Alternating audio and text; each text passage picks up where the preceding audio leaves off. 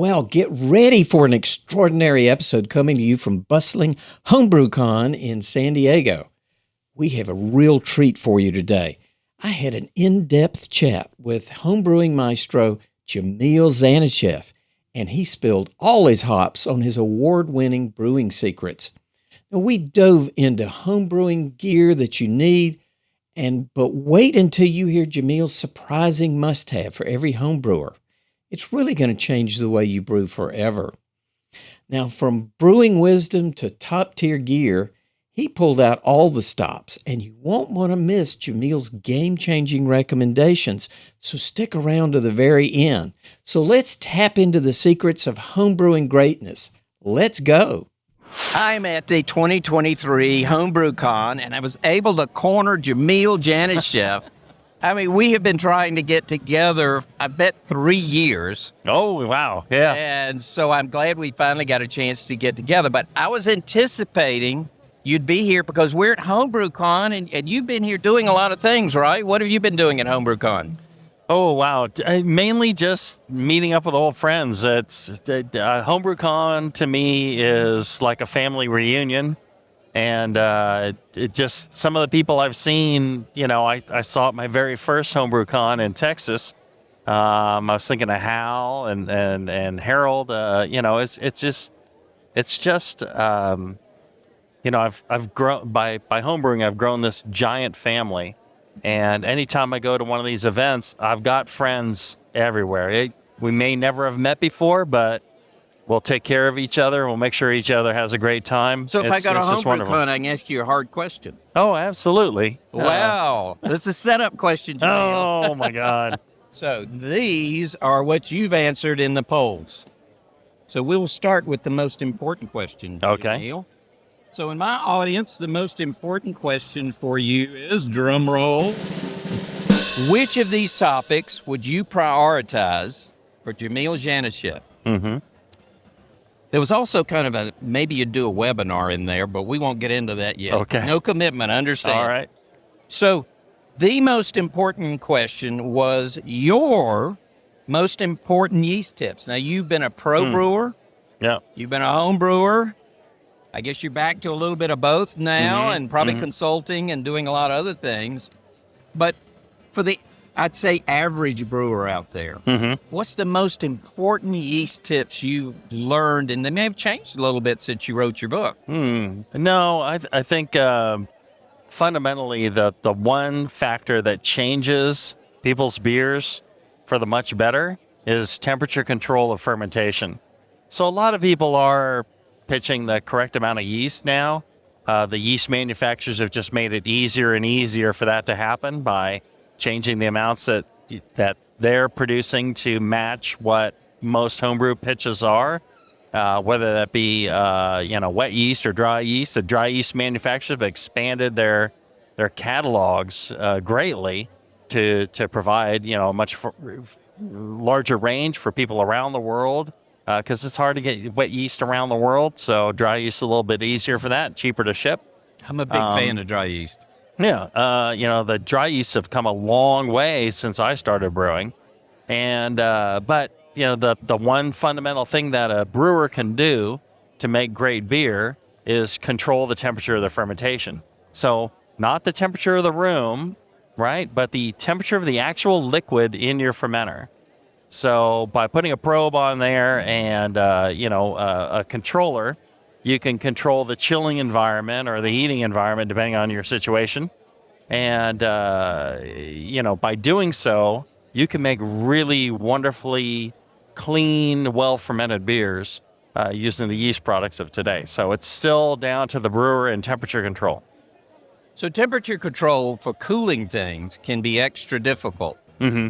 Can you take a shortcut by using a Kveik yeast and avoid some of that? If I'm a first-time brewer and I'm brewing my first porter or brown ale or whatever, What do you think of using Kveik?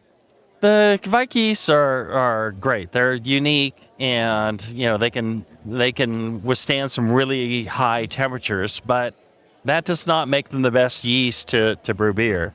I would rather, if you're doing a porter or something like that, or some American style IPA, use one of the clean ale yeasts like White Labs 001, White Yeast 1056, Fermentus SA the USO5. Yep. And the other manufacturers have something similar because it's one of the greatest yeasts for beer flavor, beer quality. Yeah. And, that has quite a wide temperature range. But, again, temperature control, you should consider one of the fundamentals of brewing great beer. And the reason people brew beer is they want to make something really great to share with their friends, right? And so don't short yourself on the temperature control. That's really it. There's a lot of great yeast. There's a lot of great equipment, but temperature control. So I actually have an old chest freezer. I put an Inkbird controller on There it. you go, right? And I take a little adhesive, put the sensor on the side of I actually ferment in kegs. Carboys are just fantastic. Yeah. So what do you think of that? Is that good temperature control? Absolutely. You put you just tape your sensor to the outside, especially on a keg. Yep. It's metal. You get good conduction through there. Glass, you don't get as good a conduction, but if you put a piece of, I used to either tape an old T-shirt across it or some bubble wrap or something like that. You give it a little bit of insulation, and the sensor on the outside of the fermenter will match the inside. I think it was maybe Brewzilla or somebody who did an excellent analysis of the temperature, or maybe it was Kai, or I can't get, but it was, they did a probe in the center of the fermenter, right, and the taped on probe. The most it ever varied was by like a half a degree. It really is super precise. You don't have to worry about contaminating your vessel or getting a special, thermal well or something like that. You just tape it onto the outside like you're doing. That's perfect. So for the apartment brewers out there, or the new brewers, they're probably not ready to commit to a chest freezer that's had an Inkbird controller put on it. Is there a way to keep your beer cool? I'm from South Carolina. I know where you live, heat's not quite as much a problem, but it is in South Carolina. We're 6 months out of the year averaging 75, 80 degrees. How do I cool that without buying a chest freezer? The great thing to do is really, if you go on Craigslist or one of the other, your local, repurposing community thing, usually somebody has a refrigerator, and refrigerators are actually better than chest freezers because they're meant to run at the temperatures you want. Chest freezers, they tend to rust out inside because they're meant to be frozen. And so, refrigerators are a little bit better at that. And usually you can get one for free if you haul it away, or sometimes people have little, the mini chest freezers too, that'll work, depending on the size of your batches. And so those are really good. They have, expensive technology to do, glycol chilled ferments and all that. And a lot of people are very, very excited about that and really love it. But I understand, you sometimes, you don't have that kind of money kicking around. Well, or space. Yeah, or space. A free fridge still takes up a ton of space. True. But you can always do the towels, the wet towels or wet T-shirts over a fermenter, where the bottom of the towel actually touches the liquid. And then it's wicking up. It's wicking up, exactly. And then a fan across that. And you get some pretty good cooling. You'll have to do it inside where it's kind of like a swamp. Call it a swamp cooler. It's a swamp cooler for your beer. Oh. So that'll work. It's just important that you don't, you want to chill when the yeast are producing the most heat. Yep. Because that'll drive the temperature up and can lead to problems with hot alcohols. Okay. But if you can suppress that, the problem is you need to know when to. The yeast start tapering off in their activity, and you get more chilling effect. And if you over chill the yeast, they will drop out, and they won't clean up the end of fermentation. End of fermentation is as critical as the beginning of fermentation. So it's something where you want to control the temperature based off of the temperature of the liquid. That's why some of these other methods can be problematic unless you're watching it every few minutes. So your best tip is control temperatures on yeast. Yes. All right. let's move to the next one. Okay, Jamil, are you ready? The number 2 question, which really wasn't far below the number 1 question, which is, what are the most significant brewing changes in equipment or techniques that you've observed in the past few years? Wow, that's a good question. You know, like I mentioned earlier, that, you know, people are going to small glycol chillers and jacketed fermenters and all that, and that's interesting, but I'm not sure that's really necessary. Yeah. And I think the thing that's after I sold the brewery, and I was talking with my friend Chris Graham, who's one of the principals at More Beer, and we went out to lunch because we've been friends for 2 decades at least, and we talk about our families and everything else. But he asked me on the way back, he goes, "If I gave you some brewing equipment, would you brew again?" And I'm like, "Yeah, absolutely. I'd love to homebrew again." And so he gave me a Brewzilla. They had one in there, scratch and dent. Sometimes things get damaged in shipping. He's like, it's got a dent in it, but I'm like, sure, I'll take it. Free Brewzilla. You had dents in your other equipment too. Yeah, right. and then he sent me, the grains and hops and yeast to do a batch of a British bitter, which is one of my favorite things. And so I did that, and it's just getting back into homebrewing. It's the thing I really liked was this. My previous equipment took up a lot of space, and my wife was not too keen on that. I think it's part of the reason that I got to open a brewery. But get your stuff out of the house. Right. With the Brewzilla, it takes up so little space. It's all in one. It's got it's got the heating elements. It's got a recirculation pump. It's got a drain. It's got all the digital controls all in one little spot. And so I really enjoy that. As a pro brewer, you're impressed. Yeah, because you don't need a 3-vessel system. That's what everybody aspires to. Right. I think the reason that I don't need it on this is because it's got the basket. Yeah. So the basket is almost like another vessel, like a mash tun. Yep. And then the recirculation pump allows me to essentially Vorlauf and clear up my wort in the grain bed, which I think is an important part to getting the most stable beer and best tasting beer you can get. So being able to do all those things, and then it's just super easy. I'm loving it. So I've brewed maybe 6 batches of a British cask ale, and then I fill casks, pins, actual pins, and a friend of mine built a British pub in his garage. Right. I need friends like that. Right, we go over there, and we hook up my beer engine to it, Angram beer engine, and it's actual traditional cask beer. Wow. And I think I'm brewing the best cask beer of my career now. On a Brewzilla. On a Brewzilla, then and a lot of it's mainly yeast. I got to admit, yeast and fermentation, but the Brewzilla produces a great wort, But you got to have good wort. Yeah. To put with the good yeast. Right. And there's a number of these systems. There's like Grainfather and what are the other ones? The Blickman.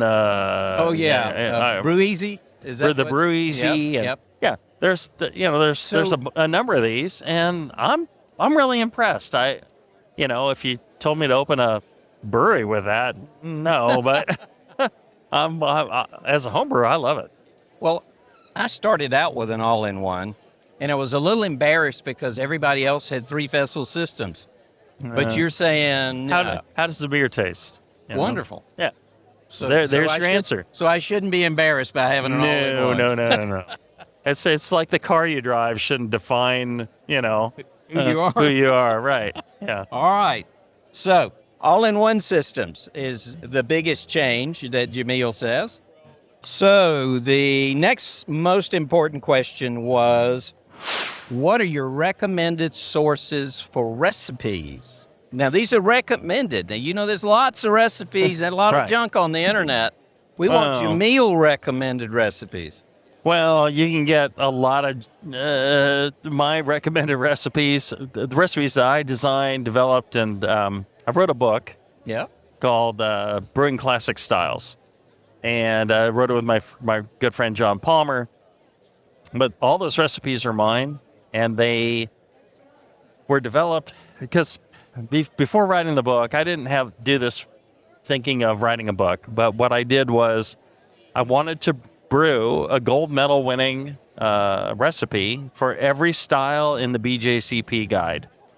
And Ambitious. right, because I felt like submitting in a competition was great feedback, and it just had to be over at least 100 entries for me to consider it. But by dialing in what I was doing to get a gold medal in every category, it really taught me a lot about brewing and all the ingredients and the techniques, because they're different across different styles. You run into people who, somebody who brews great IPAs. Yep.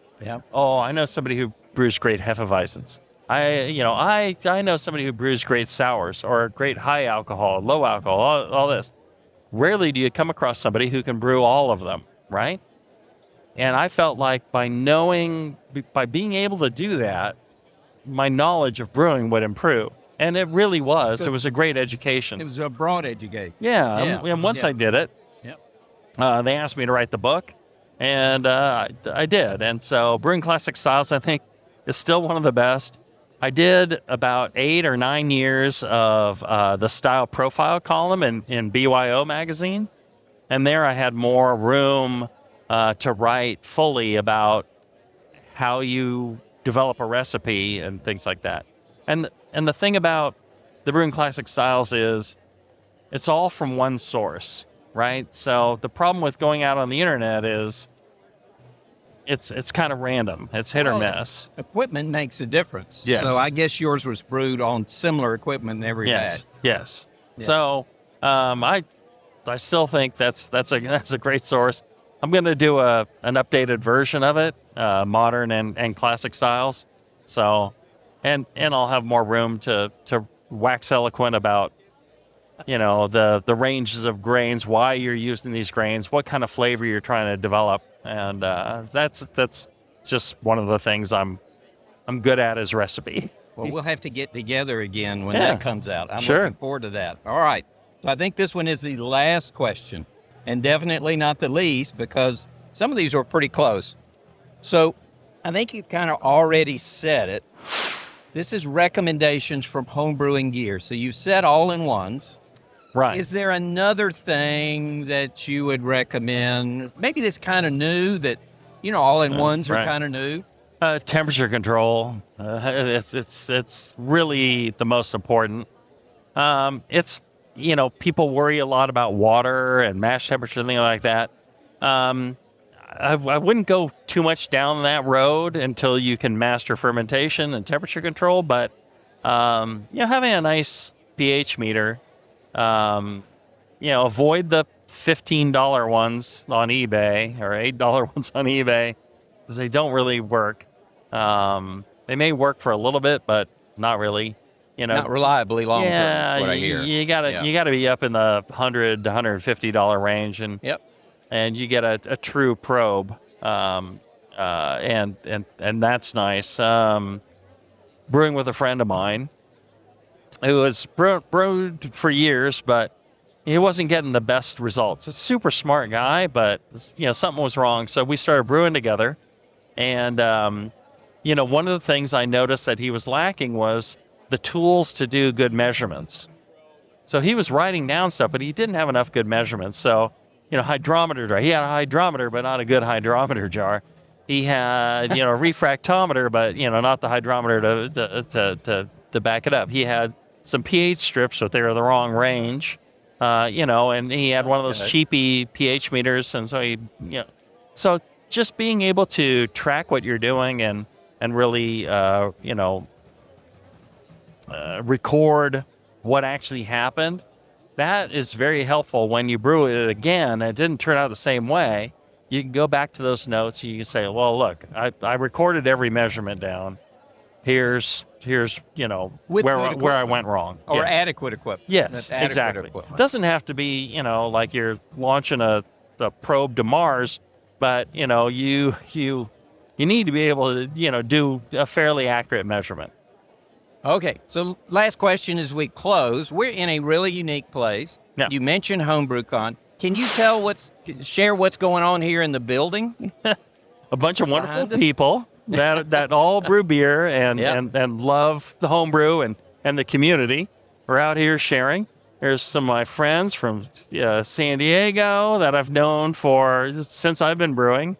In the middle with the big homebrew glass there, you've got multiple clubs serving homebrew throughout the day. The entire conference, you can come here and get beer. It's all free, or it's all part of the the package.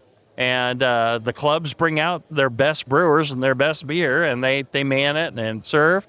And then beyond that, you have a lot of manufacturers and retailers That have some of those all-in-ones you're talking about. yeah, or they're bringing out Yep. new innovative stuff. There's the hop supplier over there that has a new method of preserving fresh hops and selling you fresh hops all throughout the year. Oh, And wow. it's pretty amazing Who is what that? they're I doing. got to go check that out. Pardon me. That's all right. I actually have. Oh, look at that. It's called Blue Lake Hops. Blue Lake hops. Cool.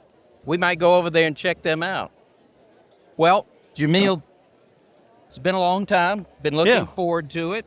And we're about to break in a few minutes because we're going to be talking about a new series on ancient brewing. Oh, And we're not nice. quite sure what we're doing yet, but we're going to figure out a series because we got some pretty good VIPs that are willing to jump in there. So that's the other thing that goes on in HomebrewCon, networking. That sounds like a lot of fun. Okay. We'll see you over there in the meeting in just a minute. And meanwhile, cheers. Wow, that was a journey.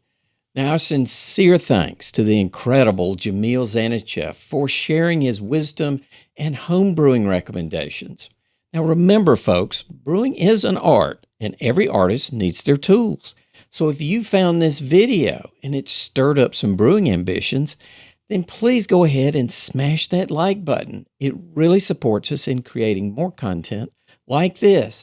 Now, before you go, check out these videos on the screen that have been carefully selected for you. They're filled to the brim with more brewing insights and tips. So until next time, keep brewing and keep exploring. Cheers.